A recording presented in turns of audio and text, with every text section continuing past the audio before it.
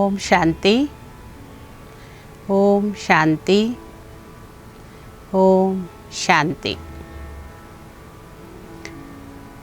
ಪ್ರಜಾಪಿತ ಬ್ರಹ್ಮಕುಮಾರಿಸ್ ಈಶ್ವರೀಯ ವಿಶ್ವವಿದ್ಯಾಲಯ ವಿಶ್ವದಾದ್ಯಂತನೂ ಕೂಡ ಈ ದಿನ ಮಹಾಶಿವರಾತ್ರಿಯನ್ನು ಬಹಳ ವಿಜೃಂಭಣೆಯಿಂದ ಆಚರಿಸುವಂಥದ್ದು. ಅಷ್ಟೇ ಅಲ್ಲ, ನಮ್ಮ ದೇಶದಾದ್ಯಂತ ವಿಶ್ವದಾದ್ಯಂತ ಶಿವಭಕ್ತರು ಕೂಡ ಈ ಮಹಾಶಿವರಾತ್ರಿಯನ್ನು ಬಹಳ ಪ್ರೀತಿಯಿಂದ, ಭಕ್ತಿಯಿಂದ, ಶ್ರದ್ಧೆಯಿಂದ ಆಚರಿಸುವಂಥದ್ದು ನಾವೆಲ್ಲರೂ ತಿಳಿದೇ ಇದ್ದೀವಿ. ಆದರೆ ಇಲ್ಲಿ ಬಹಳ ಮುಖ್ಯವಾಗಿ ಪ್ರತಿಯೊಂದು ಹಬ್ಬಕ್ಕೂ ತನ್ನದೇ ಆದ ಒಂದು ಆಧ್ಯಾತ್ಮಿಕವಾದ ಹಿನ್ನೆಲೆ, ಆಧ್ಯಾತ್ಮಿಕವಾದ ರಹಸ್ಯ ಅವಶ್ಯಕವಾಗಿದೆ. ಈ ಮಹಾಶಿವರಾತ್ರಿ ಶಿವ ಬಂದ ರಾತ್ರಿ. ಇದು ಈ ಕಲಿಯುಗದ ಅಂತಿಮ ಸಮಯದಲ್ಲಿ ಜಗತ್ತಿನಾದ್ಯಂತ ಇವತ್ತು ಅನೇಕ ಪ್ರಕಾರದ ಅಜ್ಞಾನದ ಅಂಧಕಾರ, ಅಂಧವಿಶ್ವಾಸಗಳ ಅಂಧಕಾರ, 5 ವಿಕಾರಗಳ ಅಂಧಕಾರ ಪ್ರತಿಯೊಬ್ಬ ಮನುಷ್ಯನ ಮನಸ್ಸಲ್ಲಿ ಮನೆ ಮಾಡಿದೆ. ಇದರಿಂದ ಪ್ರತಿಯೊಬ್ಬ ವ್ಯಕ್ತಿಯ ಮನಸ್ಸಲ್ಲಿ, ಮನೆಗಳಲ್ಲಿ, ದೇಶದಲ್ಲಿ, ವಿಶ್ವದಲ್ಲಿ ದುಃಖ, ಅಶಾಂತಿ, ರೋಗ, ಚಿಂತೆ, ಇನ್ನೂ ಹಲವಾರು ಸಮಸ್ಯೆಗಳು ಇವತ್ತು ವಿಶ್ವವ್ಯಾಪಕವಾಗಿ ಪ್ರತಿನಿತ್ಯನೂ ಕೂಡ ಹೆಚ್ಚುತ್ತಾ ಇರೋದನ್ನು ನಾವೆಲ್ಲರೂ ಕಾಣ್ತಾ ಇದ್ದೀವಿ. ಇದಕ್ಕೆ ಪರಿಹಾರವನ್ನು ಹುಡುಕ್ತಾ ಹೋದಷ್ಟು ಕೂಡ ಇನ್ನೂ ಸಮಸ್ಯೆಗಳು ಹೆಚ್ಚುತ್ತಾ ಇರೋದನ್ನು ನಾವು ಪ್ರತ್ಯಕ್ಷವಾಗಿ ಕಾಣ್ತಾನೂ ಇದ್ದೀವಿ. ಇದರ ಬಗ್ಗೆ ಎಲ್ಲರೂ ಅನುಭವನೂ ಕೂಡ ಮಾಡ್ತಾ ಇದ್ದೀವಿ. ಇಂತಹ ಸಮಯದಲ್ಲಿ ಜಗತ್ಪೀತ, ವಿಶ್ವಪೀತ, ವಿಶ್ವರಕ್ಷಕ ಸ್ವಯಂ ಈ ಜಗತ್ತಿಗೆ ಅವತರಣೆ ಆಗಿ ಮಾನವಾತ್ಮರಲ್ಲಿರುವಂತಹ ಅಜ್ಞಾನವನ್ನು ಅವರೇ ದೂರ ಮಾಡಬೇಕಾಗತ್ತೆ. ನಮ್ಮೆಲ್ಲರಿಗೂ ಗೊತ್ತಿದೆ, ಜಗತ್ತಿನ ಒಂದು ನಿಯಮದಲ್ಲಿ ರಾತ್ರಿ ಹಗಲಾಗಬೇಕಾದ್ರೆ ಅದಕ್ಕೊಂದೇ ಒಂದು ಉಪಾಯ, ಸೂರ್ಯೋದಯ. ಸೂರ್ಯೋದಯ ಆಧಾರದ ಮೇಲೆ ರಾತ್ರಿ ಹಗಲಾಗುತ್ತೆ. ಇನ್ನು ರಾತ್ರಿಯಲ್ಲಿ ನಾವು ಎಷ್ಟೇ ಪ್ರಕಾಶ ಮಾಡಿಕೊಂಡ್ರೂ ಕೂಡ ಅದು ಎಲೆಕ್ಟ್ರಿಸಿಟಿಯಿಂದ ಇರ್ಬೋದು ಅಥವಾ ಸೋಲಾರಿಂದ ಇರ್ಬೋದು, ಇನ್ಯಾವುದೇ ಸಾಧನದಿಂದ ನಾವು ಬೆಳಕನ್ನು ಎಷ್ಟು ಪ್ರಕಾಶಮಯವಾಗಿ ಮಾಡಿಕೊಂಡ್ರೂ ಕೂಡ ಅದಕ್ಕೆ ಹಗಲಂತ ಕರೆಯೋದಿಲ್ಲ. ಹಗಲಾಗ್ಲಿಕ್ಕೆ ಒಂದೇ ಒಂದು ಉಪಾಯ, ಸೂರ್ಯೋದಯ ಆಗಬೇಕು. ಹಾಗೆ ಇವತ್ತಿನ ಈ ಜಗತ್ತಿನ ಸಮಸ್ಯೆಗಳನ್ನು ಪರಿಹಾರ ಮಾಡಲಿಕ್ಕೆ ಅನೇಕ ಮಹಾನ್ ಆತ್ಮಗಳು ಬಂದರು, ಧರ್ಮಪೀತರು ಬಂದರು, ಅನೇಕ ಸಾಧು ಸಂತರು ಬಂದರು, ಅನೇಕ ಸಾಧಕರು ಬಂದರು. ವಿಜ್ಞಾನಿಗಳು ಕೂಡ ಬಹಳಷ್ಟು ಪ್ರಯತ್ನವನ್ನು ಮಾಡಿದರು ಮನುಷ್ಯನಿಗೆ ಎಲ್ಲ ರೀತಿಯ ಸುಖವನ್ನು ಕೊಡಲಿಕ್ಕೆ, ಸುಧಾರಣೆ ಮಾಡಲಿಕ್ಕೆ. ಆದರೆ ನಾವಿಲ್ಲಿ ಪ್ರತ್ಯಕ್ಷವಾಗಿ ಕಾಣ್ತಾ ಇರ್ತಕ್ಕಂಥದ್ದು, ಸುಧಾರಣೆ ಮಾಡೋ ಪ್ರಯತ್ನ ಮಾಡಿದಷ್ಟು ಕೂಡ ಸಮಸ್ಯೆಗಳು ಇನ್ನೂ ಹೆಚ್ಚಾಗ್ತಾ ಇರೋದನ್ನು ನಾವು ಕಾಣ್ತಾ ಇದ್ದೀವಿ. ಹಾಗಾದರೆ ಈ ಸಮಸ್ಯೆಗಳನ್ನು ಪರಿಹಾರ ಮಾಡುವಂಥವ್ರು ಯಾರು? ಇದಕ್ಕೆ ಸಂಪೂರ್ಣ ಪರಿಹಾರ ಆಗಲಿ, ಶಾಶ್ವತವಾದ ಪರಿಹಾರ ಆಗಲಿ, ಇದು ಎಲ್ಲಿಂದ ಸಿಗುತ್ತೆ, ಯಾರಿಂದ ಸಿಗುತ್ತೆ? ಅದಕ್ಕೆ ಶ್ರೀಮದ್ ಭಗವದ್ಗೀತೆಯಲ್ಲೂ ಕೂಡ ಪರಮಾತ್ಮನ ಒಂದು ಪ್ರಾಮಿಸ್ ಇದೆ, ಪ್ರತಿಜ್ಞೆ ಇದೆ. ಯಾರನ್ನು ನಾವು ಸತ್ಯಂ, ಶಿವಂ, ಸುಂದರಂ ಅಂತ ಕರಿತೀವಿ, ಗಾಡ್ ಈಸ್ ಟ್ರೂತ್, ಸತ್ಯಮೇವ ಜಯತೆ. ಅಂದರೆ ಆ ಸತ್ಯ ಪರಮಾತ್ಮ ಈ ಜಗತ್ತಿಗೆ ಬರಲೇಬೇಕು. ಅವ್ರು ಯಾವಾಗ ಈ ಜಗತ್ತಿಗೆ ಬರ್ತಾರೋ ಆಗಲೇ ಈ ಅಜ್ಞಾನದ ಅಂಧಕಾರ, ವಿಕಾರಗಳ ಅಥವಾ ಅನೇಕ ಪ್ರಕಾರದ ಅಂಧವಿಶ್ವಾಸಗಳ ಅಂಧಕಾರ ಸಮಾಪ್ತಿಯಾಗಲಿಕ್ಕೆ ಸಾಧ್ಯ ಆಗುತ್ತೆ. ಹಾಗಾದರೆ ಆ ಪರಮಾತ್ಮ ಈ ಸೃಷ್ಟಿಗೆ ಯಾವಾಗ ಬರ್ತಾರೆ, ಹೇಗೆ ಬರ್ತಾರೆ? ಶ್ರೀಮದ್ ಭಗವದ್ಗೀತೆಯಲ್ಲಿ ಪರಮಾತ್ಮನ ಏನು ಪ್ರಾಮಿಸ್ ಇದೆ, ಯದಾ ಯದಾ ಹಿ ಧರ್ಮಸ್ಯ ಗ್ಲಾನಿರ್ಭವತಿ ಭಾರತ, ಯಾವಾಗ ಧರ್ಮ ನಶಿಸಿ ಹೋಗುತ್ತೆ, ಅಧರ್ಮ ಹೆಚ್ಚಾಗುತ್ತೆ, ಅಧರ್ಮದ ನಾಶ ಸದ್ಧರ್ಮದ ಪುನರ್ಸ್ಥಾಪನೆಗೆ ನಾನು ಈ ಜಗತ್ತಿಗೆ ಭಾರತ ಭೂಮಿಯಲ್ಲಿ ಅವತರಿಸ್ತೀನಿ ಅನ್ನೋದು ಪರಮಾತ್ಮನ ಒಂದು ವಾಗ್ದಾನ ಇದು. ಹಾಗಾದರೆ ನಾವೆಲ್ಲರೂ ಆ ಸಮಯವನ್ನು ಇವತ್ತು ಪ್ರತ್ಯಕ್ಷವಾಗಿ ಕಾಣ್ತಾ ಇದ್ದೀವಿ. ಧರ್ಮದ ಹೆಸರಿದೆ, ಆದರೆ ಅಧರ್ಮವು ಜಾಸ್ತಿ ಆಗ್ತಾ ಇದೆ. ನಾವು ಹಿಂದೂ, ನಾವು ಮುಸ್ಲಿಂ, ನಾವು ಕ್ರಿಶ್ಚಿಯನ್, ನಾವು ಪಾರ್ಸಿ, ನಾವು ಜೈನಿ, ಇದು ದೇಹದ ಧರ್ಮಗಳು.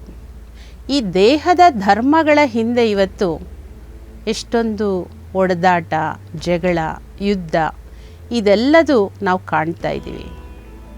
ಇನ್ನೊಂದು ಕಡೆ ನಾವೇ ಹೇಳ್ತೀವಿ, ಧರ್ಮವನ್ನು ರಕ್ಷಿಸಿದರೆ ಧರ್ಮ ನಮ್ಮನ್ನು ರಕ್ಷಿಸುತ್ತೆ ಅಂತ ಹೇಳಿ. ಹಾಗಾದರೆ ಇವತ್ತು ಧರ್ಮ ರಕ್ಷಿಸ್ತಾ ಇದೆಯಾ ಅಥವಾ ಭಕ್ಷಿಸ್ತಾ ಇದೆಯಾ?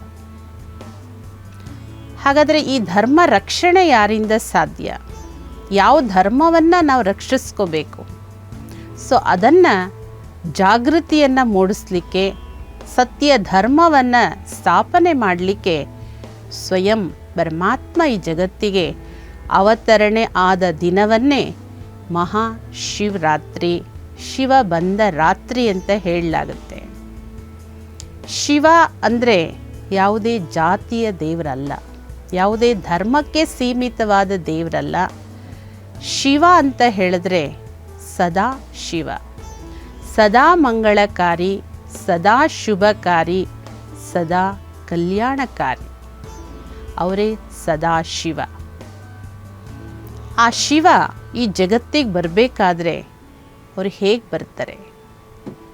ಪರಮಾತ್ಮ ಅಂದರೆ ಯಾರಿಗೆ ದೇಹ ಇಲ್ಲ. ಇವತ್ತು ನಾವು ಶಿವರಾತ್ರಿ ದಿನ ಶಿವಲಿಂಗವನ್ನು ಪೂಜಿಸ್ತೀವಿ. ಅದರಲ್ಲೂ ನಮ್ಮ ಭಾರತ ದೇಶದಲ್ಲಿ ಪುರಾತನವಾದ ಮಂದಿರಗಳಿದೆ. 12 ದ್ವಾದಶ ಜ್ಯೋತಿರ್ಲಿಂಗಂ ಅಂತ ನಾವು ಹೇಳ್ತೀವಿ. ಸುಪ್ರಸಿದ್ಧವಾಗಿ ಬಹಳಷ್ಟು ಜನ ಎಲ್ಲಿ ಯಾತ್ರೆ ಹೋಗ್ತಾರೆ. ಆ ಶಿವನ ಪೂಜೆ ಇವತ್ತು ಪ್ರತಿಯೊಬ್ಬರೂ ಕೂಡ ಬಹಳ ಭಕ್ತಿಯಿಂದ ಮಾಡ್ತಾರೆ. ಶಿವ ಅಂದರೆ ಯಾವುದೇ ತರಹದ ದೇಹದ ರೂಪ ಇಲ್ಲ, ಮಾನವ ರೂಪ ಇಲ್ಲ. ಹಾಗಂತ ಅವ್ರಿಗೆ ರೂಪ ಇಲ್ಲ ಅಂತಲ್ಲ, ಅವರಿಗೆ ಬಹಳ ಸುಂದರವಾದ ರೂಪ ಇದೆ. ಅದರಿಂದನೇ ಹೇಳ್ತೀವಿ ಸತ್ಯಂ ಶಿವಂ ಸುಂದರಂ ಅಂತ ಹೇಳಿ. ಆದರೆ ವ್ಯಕ್ತ ರೂಪ ಅಲ್ಲ, ಅವ್ರದ್ದು ಅವ್ಯಕ್ತವಾದಂತಹ ರೂಪ, ನಿರಾಕಾರ ರೂಪ, ಜ್ಯೋತಿರ್ಬಿಂದು ಸ್ವರೂಪ. ಅದಕ್ಕೆ ನಾವು ಭಕ್ತಿಯಲ್ಲಿ ಪ್ರತಿನಿತ್ಯನೂ ಕೂಡ ಮನೆಯಲ್ಲಾಗಲಿ ಮಂದಿರಗಳಲ್ಲಾಗಲಿ ಪೂಜೆ ಮಾಡುವಾಗ ಜ್ಯೋತಿಯನ್ನು ಹಚ್ತೀವಿ. ಜ್ಯೋತಿಗೆ ಮೊದಲ ಆದ್ಯತೆಯನ್ನು ಕೊಡ್ತೀವಿ. ಏಕೆಂದರೆ ಎಲ್ಲರಿಗೂ, ದೇವಾನುದೇವತೆಗಳಿಗೂ ಮಹಾದೇವ ಸ್ವಯಂ ಈಶ್ವರ ಯಾರು ಜ್ಯೋತಿ ಸ್ವರೂಪ. ಅದಕ್ಕೆ ಜ್ಯೋತಿರ್ಲಿಂಗಂ ಅಂತ ಹೇಳ್ತೀವಿ. ಲಿಂಗಂ ಅಂದರೆ ಚಿಹ್ನೆ, ಪರಮಾತ್ಮನ ಒಂದು ಸಿಂಬಲ್. ಅದು ಅಷ್ಟು ದೊಡ್ಡ ರೂಪ ಇಲ್ಲ ಪರಮಾತ್ಮಂದು. ಒಂದು ಕಡೆ ಚಿಕ್ಕದು, ಒಂದು ಕಡೆ ದೊಡ್ಡದು. ಆ ಶಿವನ ಪ್ರತಿಮೆಗಳನ್ನು ನಮ್ಮ ಇಚ್ಛೆಯಂತೆ ಬಹು ವಿಧದಲ್ಲಿ ಬಹಳ ದೊಡ್ಡ ದೊಡ್ಡ ರೂಪಗಳನ್ನು ಕೊಟ್ಟಿದ್ದೀವಿ. ಆದರೆ ನಾವು ಯಾರಾದರೂ ಒಬ್ಬರು ಮತ್ತೊಬ್ಬರನ್ನು, ಯಾತ್ರೆ ಹೋಗಿ ಬಂದವರನ್ನು ಕೇಳಿದಾಗ ನೀವು ದೇವರನ್ನು ನೋಡಿದ್ದೀರಾ ಅಂದರೆ ಎಲ್ಲರೂ ಹೇಳ್ತೀವಿ ಇಲ್ಲ.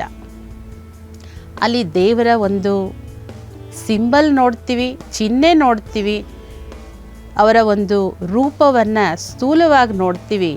ನಿಜವಾಗ್ಲೂ ನೋಡಲಿಕ್ಕೆ ಸಾಧ್ಯ ಇಲ್ಲ.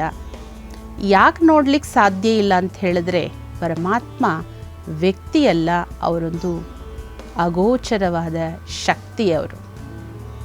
ಅದಕ್ಕೆ ಆ ಶಕ್ತಿಯನ್ನು ನಾವು ಅನುಭವ ಮಾಡ್ಬೋದೇ ಹೊರತು ಈ ಸ್ಥೂಲ ನೇತ್ರಗಳಿಂದ ನೋಡಲಿಕ್ಕೆ ಸಾಧ್ಯ ಇಲ್ಲ.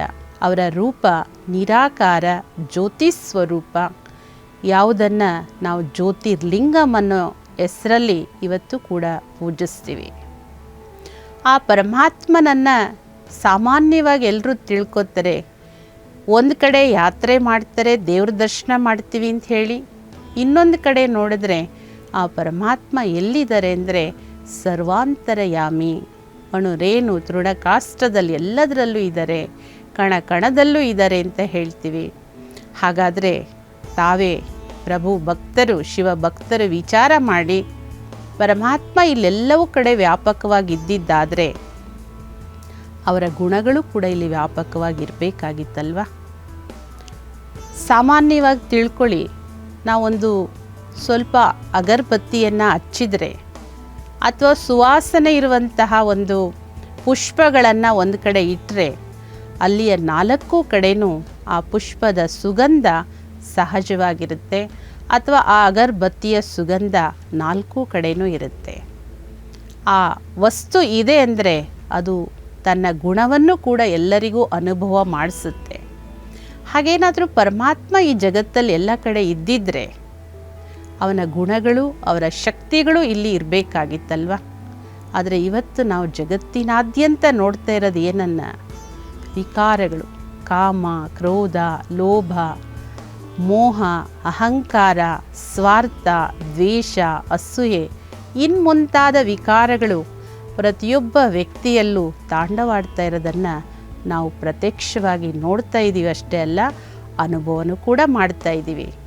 ಹಾಗಾದರೆ ಆ ಪರಮಾತ್ಮ ಇಲ್ಲೇ ಇದ್ದಿದ್ದಾದರೆ ಧರ್ಮ ಗ್ಲಾನಿಯಾದಾಗ ಧರ್ಮ ಸ್ಥಾಪನಾರ್ಥವಾಗಿ ಬರ್ತೀನಿ ಅಂತ ಹೇಳೋ ಅವಶ್ಯಕತೆಯೂ ಕೂಡ ಇರಲಿಲ್ಲ. ಹಾಗಾದರೆ ಆ ಧರ್ಮ ನಶಿಸಿ ಹೋದಾಗ ಬರ್ತೀನಿ ಅಂದರೆ ಇದರಲ್ಲೇ ಸ್ಪಷ್ಟ ಆಗುತ್ತೆ ಅವರು ಇಲ್ಲಿಲ್ಲ. ಹಾಗಾದರೆ ಎಲ್ಲಿದ್ದಾರೆ? ಆ ಪರಮಾತ್ಮ ಪರಂಜ್ಯೋತಿ ಸ್ವರೂಪ ಸರ್ವಶ್ರೇಷ್ಠ. ಊಂಚಾ ತೇರಾ ನಾಮ್, ಊಂಚಾ ತೇರಾ ಧಾಮ್. ಆ ಪರಮಾತ್ಮ ಎಷ್ಟು ಸರ್ವಶ್ರೇಷ್ಠನು, ಸರ್ವೋಚ್ಚನು, ಅವರಿರೋ ಸ್ಥಾನನೂ ಸರ್ವಶ್ರೇಷ್ಠವಾಗಿದೆ. ಅದಕ್ಕೆ ನಾವು ಭಗವಂತ ದೇವರೇ ಅಂದ ತಕ್ಷಣ ನಮ್ಮ ಒಂದು ಸಿಗ್ನಲ್, ನಮ್ಮ ದೃಷ್ಟಿಯನ್ನಾದರೂ ಮೇಲ್ ಮಾಡ್ತೀವಿ ಅಥವಾ ನಮ್ಮ ಬೆರಳನ್ನಾದರೂ ಮೇಲ್ಮುಖವಾಗಿ ಮಾಡಿ ತೋರಿಸ್ತೀವಿ ಮೇಲಿದ್ದಾರೆ ಅನ್ನೋದನ್ನು. ಮೇಲಿದ್ದಾರೆ ಅಂತಲೂ ಹೇಳ್ತೀವಿ, ಇಲ್ಲೆಲ್ಲ ಕಡೆ ಇದ್ದಾರೆ ಅಂತಲೂ ಹೇಳ್ತೀವಿ. ಅಂದರೆ ಎಷ್ಟೊಂದು ಗೊಂದಲ ಇದೆ. ಆ ಗೊಂದಲಗಳೆಲ್ಲವೂ ನಿವಾರಣೆ ಆಗಬೇಕಾದ್ರೆ ಆ ಸರ್ವಶ್ರೇಷ್ಠ ತಂದೆ ಯಾರನ್ನು ನಾವು ಊಪರ್ವಾಲ ಅಂತ ಹೇಳ್ತೀವಿ. ಊಪರ್ವಾಲ ಯಾರು? ಮೇಲಿದ್ದಾರೆ, ತ್ರಿಲೋಕಿನಾಥ, 3ನೇ ಲೋಕ ನಿವಾಸಿ. ಅವರು ಈ ಅಧರ್ಮದ ಸಮಯದಲ್ಲಿ ಭಾರತದಲ್ಲಿ ಬಂದು ತನ್ನ ಸತ್ಯ ಧರ್ಮವನ್ನು ಸ್ಥಾಪನೆ ಮಾಡಲಿಕ್ಕೆ ಈ ಕಲಿಯುಗದ ಅಂತ್ಯ, ಸತ್ಯಯುಗದ ಆರಂಭ. ಕಲಿಯುಗ ಹಳೆಯುಗ ಹೋಗುತ್ತೆ, ಈಗ ಸತ್ಯಯುಗ ಹೊಸ ಯುಗ, ಸ್ವರ್ಣಿಮ ಯುಗ, ಕೃತಯುಗ, ಶ್ರೇಷ್ಠವಾದ ಸ್ವರ್ಣಿಮ ಯುಗ ಅಂದರೆ ಚಿನ್ನದ ಯುಗ ಪುನಃ ಬರುತ್ತೆ. ಆ 2 ಯುಗಗಳ ಸಂಗಮ ಇದು ಸಂಗಮ ಯುಗ. ಹಳೆದು ಹೋಗುತ್ತೆ, ಹೊಸದು ಬರುತ್ತೆ. 2ರ ಸಂಗಮನೇ ಸಂಗಮೇಶ್ವರ ಬರುವಂತಹ ಯುಗ ಇದು. ಭಾರತದಲ್ಲಿ ಸ್ವಯಂ ಅವತರಣೆ ಆಗ್ತಾರೆ. ಈ ಭಾರತ ಭೂಮಿ ಪುಣ್ಯ ಭೂಮಿ, ಶ್ರೇಷ್ಠ ಭೂಮಿ, ಶಿವನ ಜನ್ಮಭೂಮಿ ಇದು. ಅದಕ್ಕೆ ಮಹಾಶಿವರಾತ್ರಿಯನ್ನು ಬಹಳ ಪ್ರೀತಿಯಿಂದ ನಮ್ಮ ದೇಶದಲ್ಲಿ ಎಲ್ಲರೂ ಕೂಡ ಆಚರಿಸ್ತಾರೆ. ಅವರು ಸರ್ವ ಗುಣಗಳಿಗೂ ಸಾಗರ. ಶಾಂತಿ, ಸುಖ, ಪ್ರೀತಿ, ದಯೆ, ಕ್ಷಮೆ, ಪರಿಶುದ್ಧಿ ಎಲ್ಲವನ್ನೂ ನಾವು ಬೇಡೋದಾದರೆ ಅದು ಒಬ್ಬ ಭಗವಂತನಲ್ಲೇ ಬೇಡ್ತೀವಿ. ಏಕೆಂದರೆ ಅದೆಲ್ಲದರ ಸಾಗರ ಅವರು. ಸಾಗರ ಅಂದರೆ ಅರ್ಥ ಅನ್ಲಿಮಿಟ್, ಬೇಹದ್, ಅನಂತವಾದಂಥವರು ಅಂತ ಹೇಳಿ. ಅವರು ಜಗತ್ತಿಗೆಲ್ಲ ಮಕ್ಕಳಿಗೆ ಕೊಟ್ಟರೂ ಕೂಡ ಅವ್ರ ಹತ್ರ ಕಡಿಮೆನೂ ಆಗಲ್ಲ, ಖಾಲಿನೂ ಆಗಲ್ಲ. ಅದರಿಂದ ಅವರು ಶಾಂತಿಯ ಸಾಗರ, ocean of peace, ocean of power, ocean of purity. ಅಂದರೆ ಎಲ್ಲದರ ಸಾಗರ ಅವರು, ಅನಂತವಾಗಿರುವಂಥವರು. ಹಾಗೆ ಆ ಪರಮಾತ್ಮ ಸರ್ವಶಕ್ತಿಗಳ ಸಾಗರ, ಆಲ್ಮೈಟಿ ಅಥಾರಿಟಿ ಅವರು. ಅವ್ರು ಈ ಜಗತ್ತಿಗಾದರೂ ಯಾಕೆ ಬರಬೇಕು? ನಮ್ಮೆಲ್ಲರ ಕರೆ ಏನು? ಪತೀತ ಪಾವನ ಸೀತಾರಾಮ್ ಈಶ್ವರ ಅಲ್ಲ ತೇರೆ ನಾಮ್. ಅಂದರೆ ಪತೀತರನ್ನು ಪಾವನ ಮಾಡೋಕ್ಕೆ ಪರಮಾತ್ಮ ಈ ಜಗತ್ತಿಗೆ ಸ್ವಯಂ ಬರಬೇಕಾಗತ್ತೆ. ಸಾಮಾನ್ಯವಾಗಿ ಎಲ್ಲರೂ ತಿಳ್ಕೊತಾರೆ ಏನಂತ, ಗಂಗಾ ಸ್ನಾನ ಮಾಡಿದರೆ ನಾವು ಪಾವನ ಆಗಿಬಿಡ್ತೀವಿ ಅಂತ. ಹಾಗಾದರೆ ಎಲ್ಲರೂ ಪ್ರತಿ ವರ್ಷ ಗಂಗಾ ಸ್ನಾನ ಮಾಡಲಿಕ್ಕೆ ಹೋಗ್ತಾರೆ. ಕುಂಭಮೇಳದಲ್ಲಿ ಲಕ್ಷಾಂತರ ಜನ ಹೋಗಿ ಸ್ನಾನ ಮಾಡ್ತಾರೆ. ಹಾಗಾದರೆ ಆತ್ಮ ಪಾವನ ಆಗಿದೆಯಾ? ಪಾಪ ಪರಿಹಾರ ಆಗಿದೆಯಾ? ಪಾಪ ಆತ್ಮಗಳು ಪಾಪಾತ್ಮಗಳಾಗೇ ಉಳಿದಿದ್ದಾರೆ. ಅದರಲ್ಲಿ ಸ್ನಾನ ಮಾಡೋದ್ರಲ್ಲಿ ನೀರು ಅದೊಂದು ತತ್ವ, 5 ತತ್ವಗಳಲ್ಲಿ ಒಂದು ತತ್ವ. ಅದರಿಂದ ನಮ್ಮ ದೇಹ ಶುದ್ಧಿ ಆಗ್ಬೋದೇ ಹೊರತು ಆತ್ಮ ಶುದ್ಧಿ ಆಗಲ್ಲ. ನಮ್ಮ ಪಾಪ ಪರಿಹಾರ ಮಾಡ್ಕೋಬೇಕಂದ್ರೆ ಅದಕ್ಕೆ ಪಾಪ ಕಟೇಶ್ವರನ ನೆನಪಿಂದ ಮಾತ್ರ ಆತ್ಮ ಶುದ್ಧಿಯಾಗುತ್ತೆ. ಪತೀತರು ಪಾವನ ಆಗಬೇಕಾದ್ರೆ ಪರಮಾತ್ಮನ ನೆನಪಿಂದನೇ ಆತ್ಮ ಪಾವನ ಆಗುತ್ತೆ. ಅದರಿಂದ ಇದು ಪರಮಾತ್ಮನ ಮುಖ್ಯ ಕರ್ತವ್ಯ. ಆ ಪರಮಾತ್ಮ ದುಃಖ ಹರ್ತ ಸುಖ ಕರ್ತ. ನೋಡಿ, ಯಾರ ಜೀವನದಲ್ಲಿ ದುಃಖ ಬರಲಿ, ಕಷ್ಟ ಬರಲಿ, ನಷ್ಟ ಬರಲಿ, ಎಲ್ಲರೂ ಮೊರೆ ಹೋಗೋದು ಭಗವಂತನಿಗೆ ಅಲ್ವಾ? ಅದೇ ಭಗವಂತನಿಗೆ ಏನು ಹೇಳ್ತಾರೆ? ದುಃಖ ಸುಖ ಎಲ್ಲ ದೇವರೇ ಕೊಡ್ತಾನೆ ಅಂತ ಹೇಳಿ. ದುಃಖ ಕೊಡೋದಾದರೆ ಮತ್ತ್ಯಾಕೆ ಅವ್ರ ಹತ್ರ ಹೋಗ್ತಾರೆ ದುಃಖ ಪರಿಹಾರ ಮಾಡುವಂಥ? ದುಃಖ ಹರ್ತ ಸುಖ ಕರ್ತ. ತಂದೆ ತಾಯಿ ತಮ್ಮ ಮಕ್ಕಳಿಗೆ ಯಾವತ್ತೂ ದುಃಖ ಕೊಡೋಕ್ಕೆ ಸಾಧ್ಯ ಇಲ್ಲ. ನಾನು ಕಷ್ಟಪಟ್ಟರೂ ಪರವಾಗಿಲ್ಲ, ನನ್ನ ಮಕ್ಕಳು ಚೆನ್ನಾಗಿರ್ಬೇಕನ್ನೋದು ನಿಜವಾದ ತಂದೆ ತಾಯಿಯ ಮನದಾಳದ ಆಸೆ ಅದು. ಹಾಗೆ ಜಗತ್ತಿಗೆ ತಂದೆ ತಾಯಿಯಾದಂತಹ ಭಗವಂತನಿಗೆ ನೀನು ದುಃಖ ಕೊಡ್ತೀಯಾ ಸುಖ ಕೊಡ್ತೀಯಾ ಅಂದರೆ ನೀವೇ ಯೋಚನೆ ಮಾಡಿ, ಅದು ನಿಂದನೆನಾ ಅಥವಾ ಮಹಿಮೆನಾ? ಪರಮಾತ್ಮ ನಮ್ಮ ದುಃಖ ದೂರ ಮಾಡಿ ಸುಖ ಕೊಡಲಿಕ್ಕೆ ಈ ಜಗತ್ತಿಗೆ ಬರ್ತಾರೆ. ನಮ್ಮನ್ನು ಭವಬಂಧನಗಳಿಂದ ಬಿಡಿಸಿ ಮುಕ್ತಿ, ಜೀವನ್ಮುಕ್ತಿಗೆ ಕೊಡಲಿಕ್ಕೆ ಅವರು ಈ ಜಗತ್ತಿಗೆ ಬರ್ತಾರೆ. ಅದರಿಂದ ಅವರು ಲಿಬ್ರೇಟರೂ ಅವರೇ, ಗೈಡು ಅವರೇ, ಅಂಬಿಗನೂ ಅವರೇ. ಸೊ ಇದೆಲ್ಲ ಪರಮಾತ್ಮನ ಮುಖ್ಯ ಕರ್ತವ್ಯಗಳು. ಅವ್ರು ಬರದೆ ತ್ರಿಕರ್ತವ್ಯವನ್ನು ಮಾಡಲಿಕ್ಕೆ ಗಾಡ್ ಅಂತ ಕರಿತೀವಿ. GOD. ಜಿ ಅಂದರೆ ಜನ್ರೇಷನ್, ನವಸೃಷ್ಟಿಯ ನಿರ್ಮಾಣ. O ಅಂದರೆ ಆಪರೇಷನ್, ಆ ನವಸೃಷ್ಟಿಯ ಪಾಲನೆ. D ಅಂದರೆ ಡಿಸ್ಟ್ರಕ್ಷನ್, ಈ ಕಲಿಯುಗದ ಮಹಾವಿನಾಶ. ಈ ಕರ್ತವ್ಯಗಳನ್ನು ಮಾಡಲಿಕ್ಕೆ ಪರಮಾತ್ಮ ಸ್ವಯಂ ಈ ಜಗತ್ತಿಗೆ ಬರ್ತಾರೆ. ಅವರು ಬಂದಂತಹ ಒಂದು ಸಮಯವೇ ಮಹಾಶಿವರಾತ್ರಿ, ಶಿವ ಬಂದ ರಾತ್ರಿ. ಇದು ಪಬ್ಲಿಕ್ ಇಂಪ್ಯಾಕ್ಟ್. ಜನಶಕ್ತಿಯೇ ನಿರ್ಣಾಯಕ.